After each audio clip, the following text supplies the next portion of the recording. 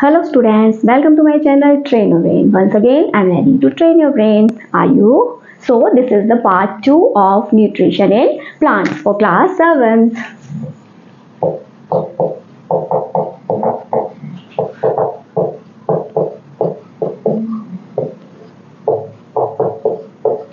Nutrition in plants part 1 में हमने बात की थी ऑटोट्रॉफिक मोड ऑफ न्यूट्रिशन की प्लांट्स में, जो कि मिलता है हमें देखने को। तो आज हम बात करेंगे हेटरोट्रॉफिक मोड ऑफ न्यूट्रिशन की। ये autotrophic mode of nutrition and heterotrophic mode of nutrition क्या होते हैं, दोनों ही मैं पार्ट 1 में आपको बता चुकी हूँ। तो अभी हम डायरेक्ट बात करते हैं यहाँ हेटरोट्रॉफिक मोड ऑफ न्यूट्रिशन की।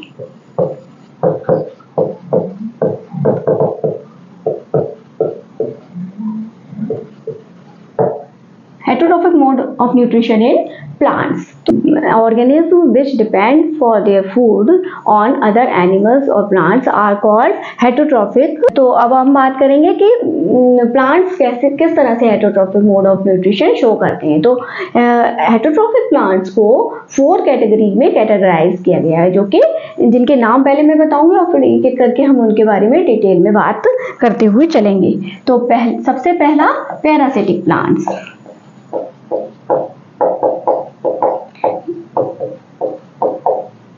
Number 2 saprotrophs. Number 3 symbionts and number 4 इंसेक्टिवोर्स।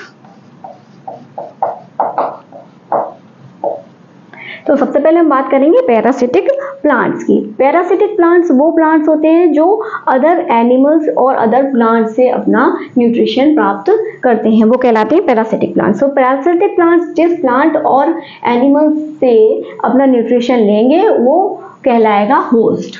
और ये पैरासिटिक प्लांट जो हैं वो हमेशा अपने होस्ट को नुकसान पहुंचाते हैं, जो न्यूट्रिशन की डेफिशिएंसी कॉज करते हैं। तो इनका ये पैरासिटिक प्लांट का नेचर ही होता है कि वो अपने होस्ट को जो है वो डेफिशिएंसी कॉज करते हैं न्यूट्रिएंट्स की। तो कुछ प्लांट्स जो parasitic mode of nutrition show करते हैं उनमें एक स्पेशल ऑर्गन पाया जाता है जिसको बोलते हैं हिस्टोरिया। हिस्टोरिया जो है वो मॉडिफाइड सकिंग रूट्स होती हैं, जो कि पैरासिटिक प्लांट्स में बनती हैं। पैरासिटिक प्लांट्स में हिस्टोरिया जो रूट्स होती है, सकिंग रूट्स, यही हेल्प करती हैं प्लांट को अदर प्लांट से अपना न्यूट्रिशन सक करने के लिए। तो हिस्टोरिया जो है वो प्लूरल वर्ड होता है, इसका सिंगुलर होता है हिस्टोरियम।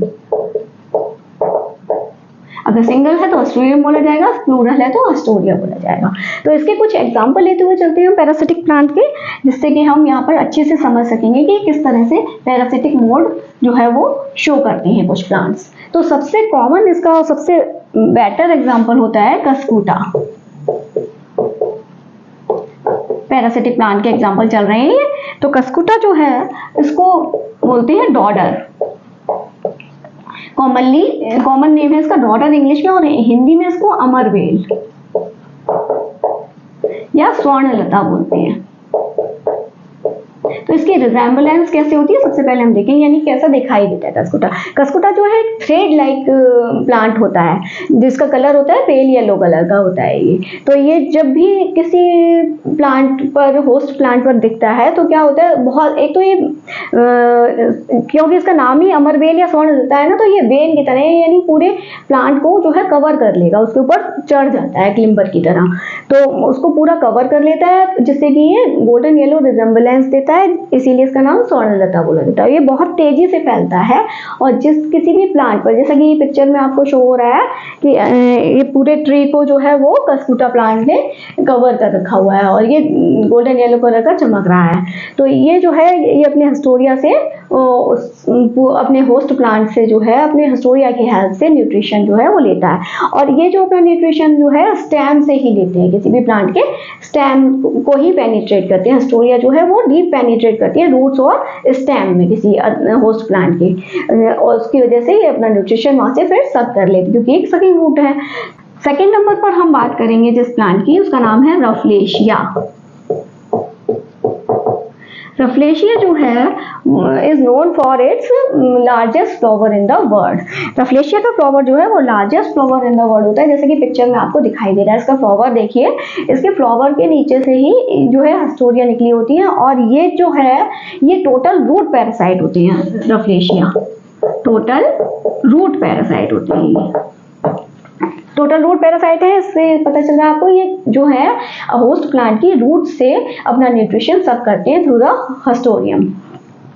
हस्टोरियम जो है वो रूट में पेनिट्रेट होती है और वहां से ये लेते हैं। ये जो है वाइन्स पर ज्यादा पैरासिटिक मोड शो करते हैं। वाइन्स मतलब लताएं, जिसको हिंदी में बोलते हैं लताएं, बेल। तो वाइन्स पर ये जो है इसका फ्लावर ही फ्लावर बस दिखाई देता है। प्लांट है जो है वो बिस्कम। बिस्कम जो है वो वॉलनट, ओक, जूनिपर इस टाइप के प्लांट्स पर जो है ये उसके होस्ट प्लांट्स होते हैं। और बिस्कम जो है वो एक पार्शियल स्टेम पैरासाइट होता है।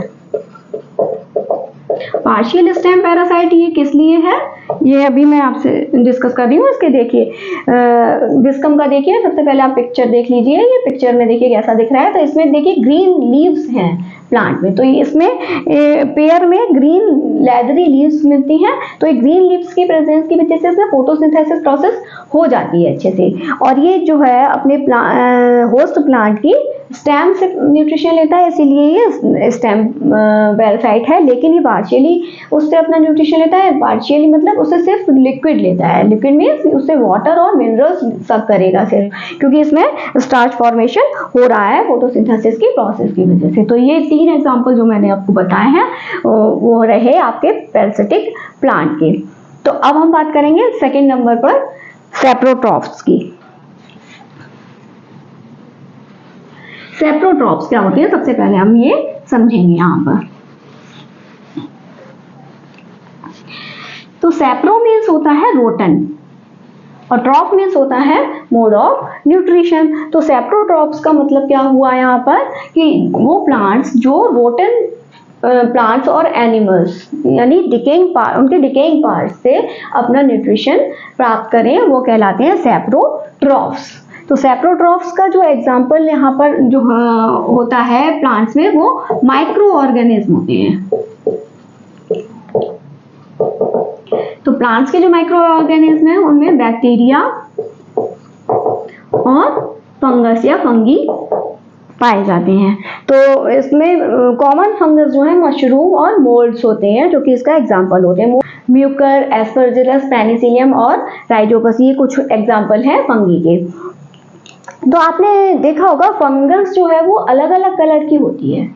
अलग अलग कलर की, जैसे कि कभी आपने ब्रेड या पिकल पर फंगस लगी हुई देखी होगी, तो कभी ग्रीन होगी, कभी ब्लूइश होगी, कभी ब्लैकिश होगी, कभी ब्लू ग्रीन होगी। तो ये अलग अलग कलर की इसलिए शो होती हैं क्योंकि इनमें जो स्पोर्स होते हैं वो अलग अलग कलर के होते हैं। वैरायटी अलग अलग कलर तरह की होगी तो उसी हिसाब से स्पोर्स होते हैं।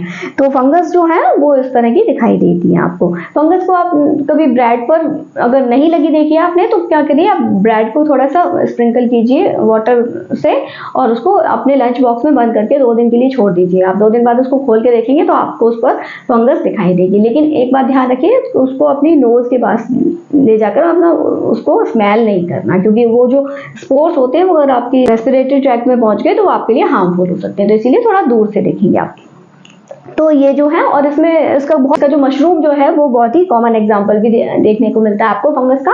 मशरूम जगह जगह पर उगाते हैं, तो आपने देखा होगा वो हमेशा मॉइस्ट और ऐसी जगह पर होते हैं जहाँ पर उनको rotten decaying parts of plants और एनिमल्स मिल सके, तो वहीं पर ये जो उगते हैं। तो ये सब एग्जांपल रहेंगे हमारे माइक्रो ऑर्गेनिज्म के। अच्छा, इसमें जो सेप्रोट्रॉफ्स हैं, कुछ फ्लावरिंग सेप्रोट्रॉफ्स भी होते हैं, फ्लावर देने वाले सेप्रोट्रॉफ्स प्लांट्स भी होते हैं, जिनमें मोनोट्रापा बहुत ही कॉमन जो है वो एग्जाम्पल होता है इसका।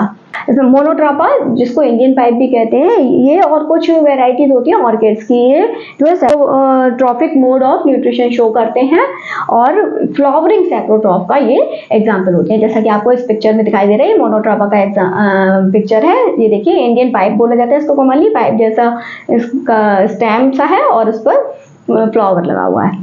अब थर्ड नंबर पर हम बात करेंगे सिम्बायोन्ट्स की। सिम्बायोन्ट्स, तो सबसे पहले हम समझ के चलेंगे यहाँ पर कि सिम्बायोन्ट्स क्या होते हैं।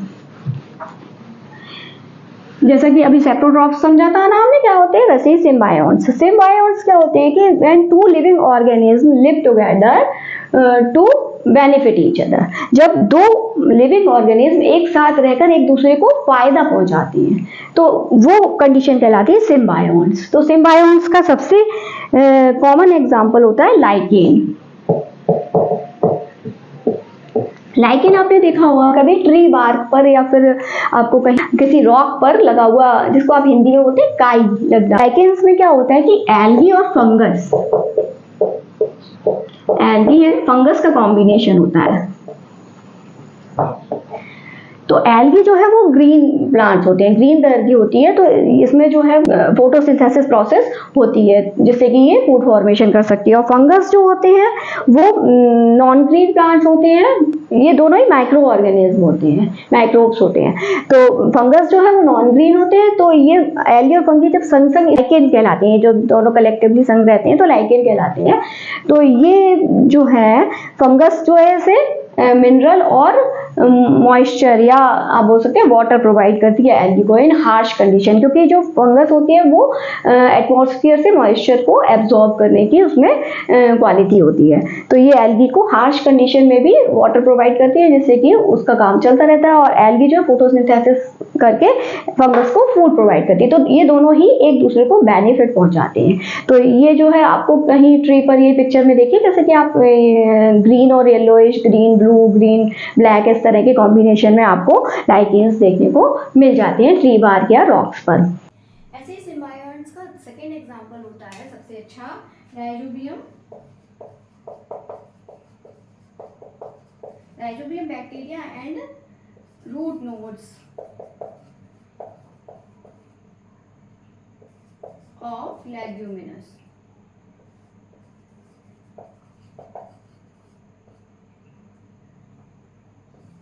Leguminous plants.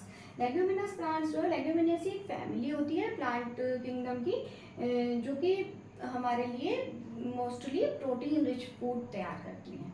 तो राइजोबियम बैक्टीरिया जो है वो लेग्यूमिनेसी फैमिली के रूट्स में कुछ नोड्यूल्स पाई जाती हैं, उनमें पाया जाता है।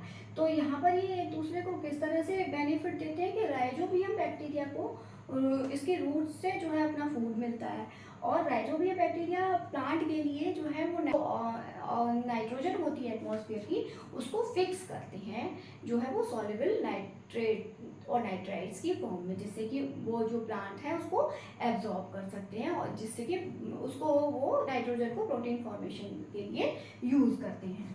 तो इस तरह से ये राइजोबियम बैक्टीरिया और लेग्यूमिनेसी की रूट्स जो होती हैं वो एक दूसरे के साथ जो है सिम्बायोसिस का जो है वो शो करती हैं। तो ये बात हो गई सिम्बायोट्स की। अब हम बात करेंगे इंसेक्टिवोर्स प्लांट्स की। इंसेक्टिवोर्स प्लांट्स जो है वो आपने पहले भी कुछ पढ़ रखा है इनके बारे में थोड़ा सा। तो इंसेक्टिवोर्स प्लांट्स वो होते हैं जो इंसेक्ट्स पर फीड करते हैं, यानी कि इंसेक्ट्स को खाते हैं। खाने से मतलब ये है कि वो उनको ट्रैप करके और उनको डाइजेस्ट करके उनका जूस जो है वो यूज करते हैं। तो मेनली क्या होता है, इंसेक्टिवोर्स प्लांट्स जो हैं वो नाइट्रोजन की लेक वाली सॉइल में मिलते हैं, यानी कि ऐसी सॉइल में मिलते हैं जहाँ पर नाइट्रोजन की कमी होती है। तो वो नाइट्रोजन की कमी को पूरा करने के लिए अपने क्या करते हैं कि इंसेक्ट्स को अपना फूड बनाते हैं। इंसेक्ट्स में जो है से उनको नाइट्रोजन वाला पार्ट जो है वो मिल जाता है।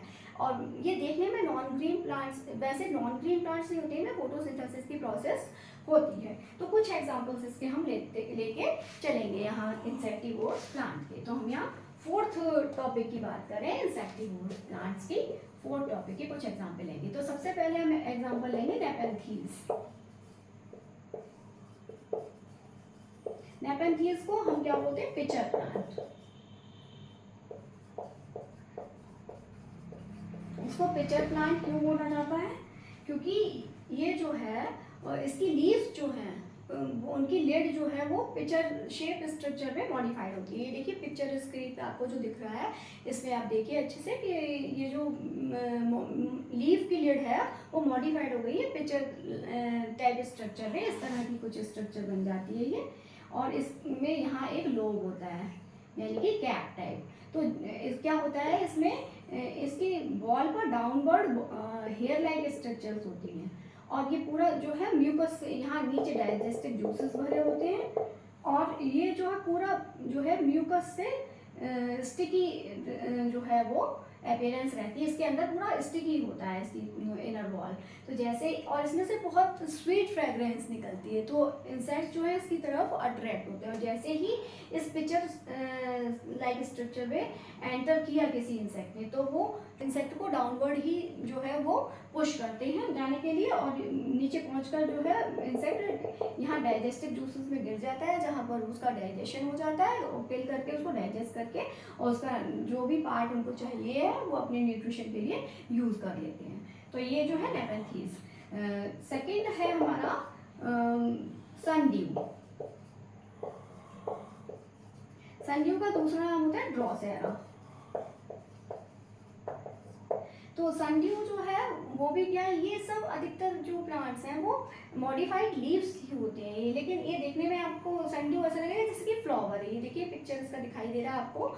इसमें क्या होता है कि इसके लीव्स से जो है वो कलरफुल है, तो ग्रीन नहीं है, कलरफुल है, और इसके लीव्स से जो हेयर लाइक प्रोजेक्शंस निकले हुए हैं, जो कि सनलाइट पड़ने पर क्या करते हैं, ओस की बूंदों की तरह चमकते हैं। और इसकी जो पॉइंटेड टिप है, जो हेयर की टिप है, उस पर जो है वो स्टिकी म्यूकस लगा हुआ होता है, और वही जो स्टिकी म्यूकस है वो सनलाइट के पड़ने पर ड्यू ड्रॉप्स की तरह जो है ग्लिटर करता है, इसीलिए इसको सन ड्यू बोला जाता है।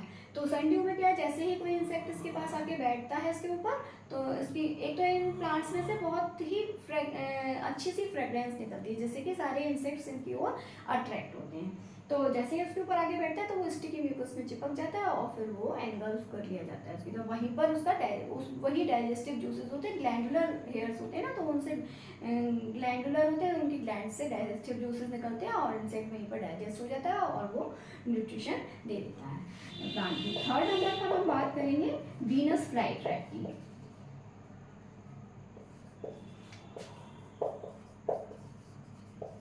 वीनस फ्लाईट्रैप जो है, ये पिक्चर देखिए आप, इससे आपको दिखाई देगा कि वीनस फ्लाईट्रैप की लीव्स जो है वो इस तरह से मॉडिफाइड है कि नीचे तो ये बाइफरकेट लोब की तरह इस तरह से खुलता और बंद होता है, और यहाँ पर ये जैसे आपने क्लचर देखा ना जो बालों में लगाते हैं, आपकी मदर वगैरह लगाती होंगी, तो क्लचर कैसा होता है ना, इस तरह खुलता और बंद होता है, और उसके जो वो लगे होते हैं, उसकी फिंगर लाइक स्ट्रक्चर होती हैं, ये जो कांटे बोलते हैं जिसको आप, तो बस इसी तरह की स्ट्रक्चर होती है वीनस फ्लाईट्रैप की लीफ की। तो वो ऐसी खुलती बंद होती है, और यहाँ पर जो है वो जो इनकी स्ट्रक्चर होती है वो उसको जैसे ही इंसेक्ट इनके पास आएगा तो वो अपने इस तरह से लोब में उसको स्टिक, यहाँ पर ये अंदर साइड जो है वो वहाँ पर डाइजेस्टिव जूसेस और म्यूकर होते हैं इनमें भी, तो जैसे ही इंसेक्ट इनके कांटेक्ट में आता है वहाँ से वो चिपक जाता है, और फिर ये इस तरह से बंद हो जाते हैं, तो इसको बाहर नहीं निकलने देते इंसेक्ट को। तो ये इस तरह से वीनस फ्लाईट्रैप जो है वो ट्रैप कर लेते हैं इंसेक्ट को या फ्लाइज को।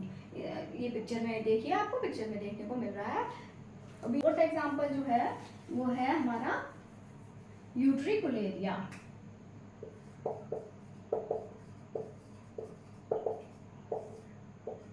यूट्रिकुलेरिया को ब्लैडर बर्ड भी कहा जाता है।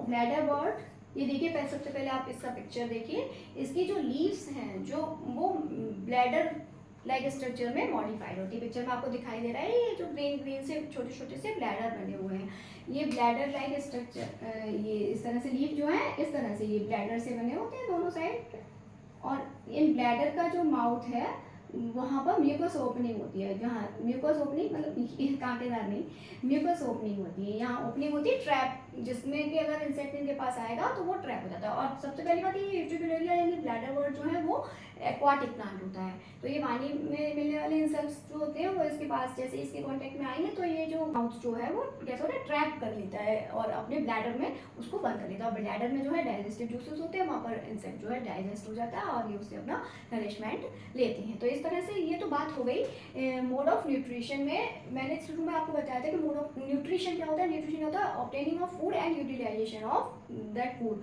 तो ये तो बात हो गई आपके ऑब्टेनिंग ऑफ फूड की, प्लांट्स अपना फूड किस तरह से ऑब्टेन करते हैं। हेट्रोट्रॉफिक प्लांट्स और ऑटोट्रॉफिक दोनों ही मैंने आपको पार्ट 1 और पार्ट 2 में मिला के बता दिया है। अब बात होगी कि यूटिलाइजेशन ऑफ फूड किस तरह से होता है प्लांट में। तो ये तो जो है आधी बात हो गई न्यूट्रिशन की। अब आधी बात हम करते हैं कि किस तरह से वो यूटिलाइज करते हैं फूड को प्लांट्स अपनी बॉडी के लिए। अब हम बात करेंगे utilization of food in plants. Plants अपने फूड को ले लिया, अब उन्होंने कैसे ऑब्टेन किया ये तो आपको पता चल गया।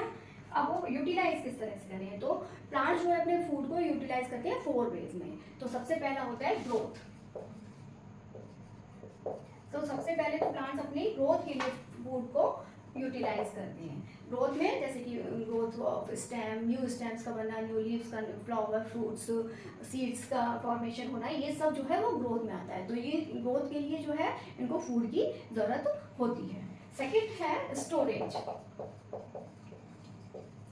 आपको पता है कि ग्रीन प्लांट्स सिर्फ अपने लिए ही फूड फॉर्मेशन नहीं करते हैं, वो एक्स्ट्रा जो भी फूड फॉर्मेशन होता है वो उसका स्टोरेज करते हैं। तो वो स्टोरेज किस लिए करते हैं, एनिमल्स के लिए, जो कि हम लोगों को या एनिमल्स को फूड की फॉर्म में मिलता है। तो ये 2 यूटिलाइजेशन हो गए।